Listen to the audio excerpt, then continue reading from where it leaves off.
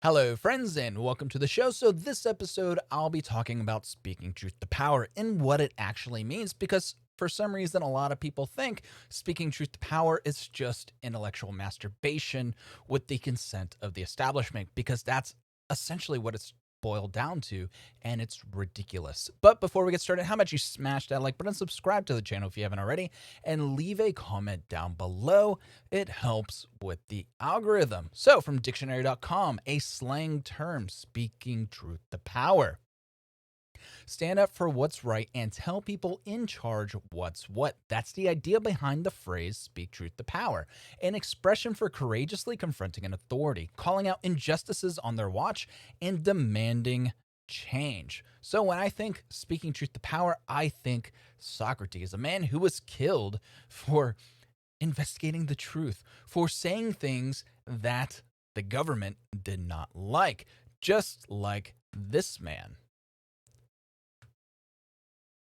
Video. Jailed viral Marine officer's parents say his crime was speaking truth to power. In an interview Wednesday night with Fox News host Tucker Carlson, the parents of Lieutenant Colonel Stuart Scheller, the active duty Marine officer who caught viral attention after he demanded accountability from military leaders for their handling of the Afghanistan withdrawal, said their son is imprisoned for criticizing military leadership in a way they couldn't handle. Father Stuart Scheller Sr. said his crime was speaking truth to power, and power couldn't handle it. And they're 100% correctly. So recall speaking truth to power, calling out injustices, and demanding change. So he took an extremely unpopular stance, which is criticizing Mark Milley, criticizing Joe Biden, saying 13 American soldiers or military service members needlessly lost their lives due to incompetence from top down military leadership, from the president to the Joint Chief of Staff to the boots on the ground commanders in Afghanistan. And what happened? The military told him to shut his mouth, don't say anything. And when he broke that, they threw him in the brig. They didn't charge him with anything, which violates his constitutional rights. They threw him in the brig anyway. They put him under a gag order. They took away his right to post, to talk on social media, to email, to text, Scheller Sr. told Carlson.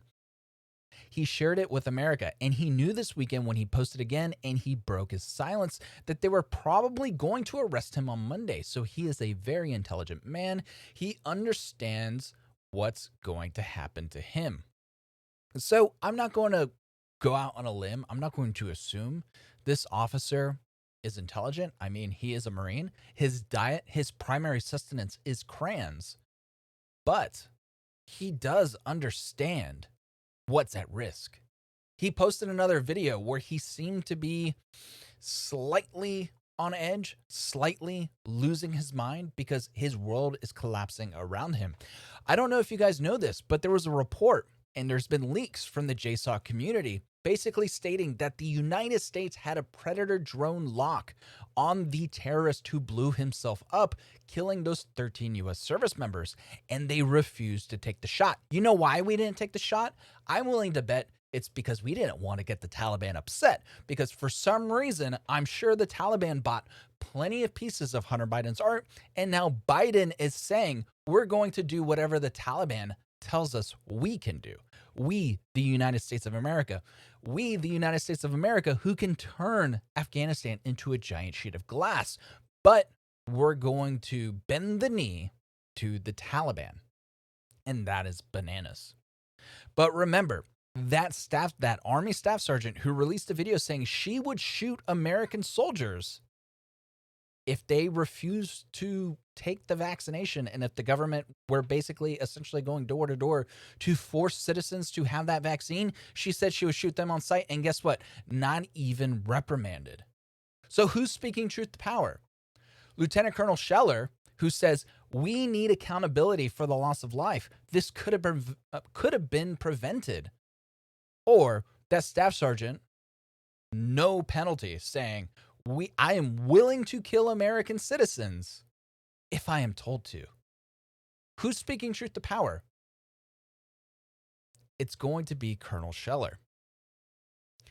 And who's speaking truth to power? Those who produce critical race theory doctrine, or the parents who don't want their children taught this?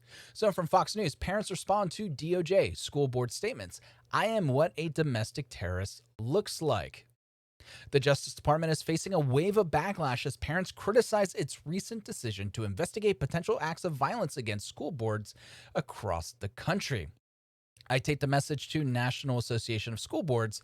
I am what a domestic terrorist looks like. You owe parents an apology. Politely message them NSBA Public Education 703-838-6722 info@nsba.org. Copy me. We reject violence. I am an unapologetic parent like you defending education. That's from Asra Nomani, quote unquote domestic terrorist. It came after the National School Boards Association asked the Biden administration for assistance, suggesting that the threats and acts of violence were similar to domestic terrorism.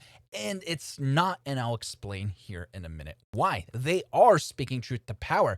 Merrick Garland has a family connection which produces critical race theory documentation that's being used in these schools. So he has a vested interest in critical race theory being pushed. So when you're a parent saying, hey, critical race theory is bad, and now you have the attorney general and the weight of the FBI investigating you because you don't like it, that's authoritarianism and corruption.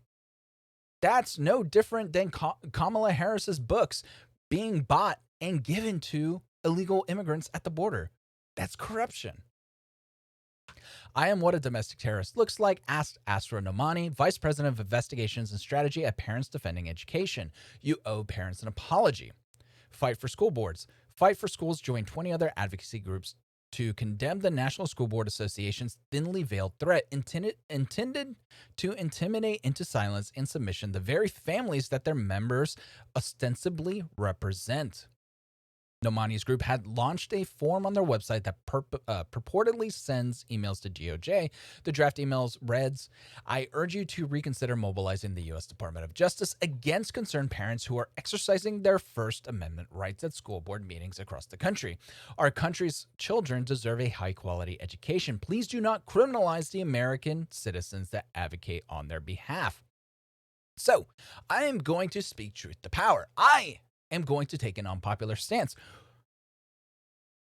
Threatening people is wrong. Threatening these members of the school board is wrong. You shouldn't do it. But if you were to do it, is it an act of domestic terrorism? Well, my stance is going to be no, it's not. Because it's not terrorism when a citizen threatens the government. That is the American way. For the past 200 and nearly 50 years, that's what the United States has been about. You have the Revolutionary War, you have the Civil War, you have the Civil Rights Movement. It's people literally fighting the government to be free because we hold these truths to be self-evident. We are protecting our rights that are bequeathed upon us by God, if you believe that, by your Creator.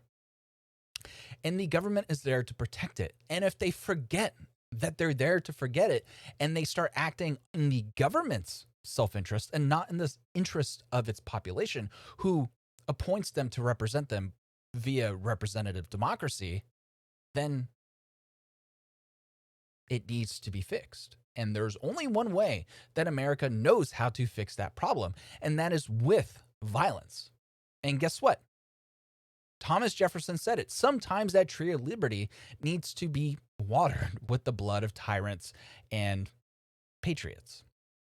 So why am I taking that stance? Well, terrorism, in its broadest sense, the unlawful use of intentional violence to achieve political aims. Well, that sounds like threatening school board people would be considered an act of terrorism until you keep going. The term is used in this regard primarily to refer to violence during peacetime or in the context of war against non-combatants.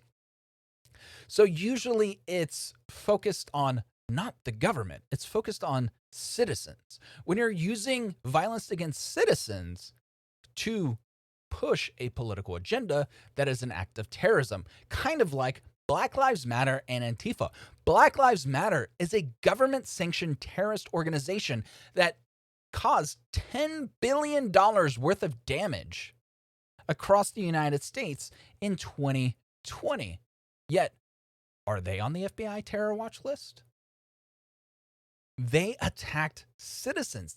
They destroyed private businesses to push government change. That is textbook terrorism. A citizen saying, you will regret this decision. We will remove you from office. A lot of times they're just saying, hey, we're going to primary you. We're going to sit here. We're going to look up these bylaws in whatever documentation runs these school boards, and we're going to get you out one way or another, and you are not going to like it because it's going to be extremely unpleasant for everyone involved. That's not terrorism. That's patriotism. That's being an American. So, at the end of the day, I'll leave you with this.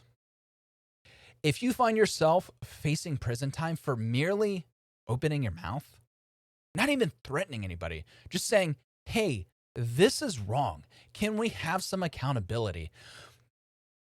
Maybe you're speaking truth to power because you're facing consequences for a very innocent question.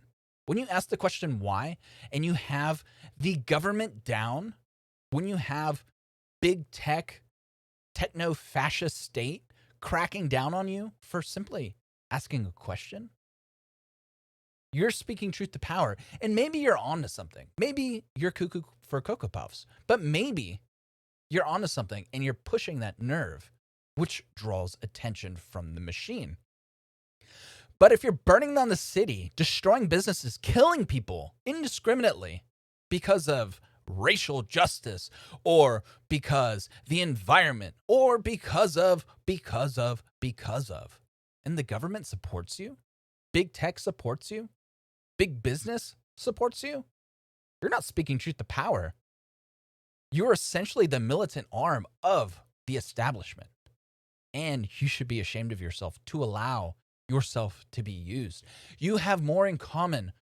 The populist left and the populist right has more in common with one another than they ever will with the establishment. And the moment they recognize that, the establishment is in for a world of hurt. So that's going to be it for now, guys. Don't forget to like, subscribe, and leave a comment down below. Sorry, it's been a week or two since I posted a video, so I've been stammering. Until next time, guys, have a good one. Bye.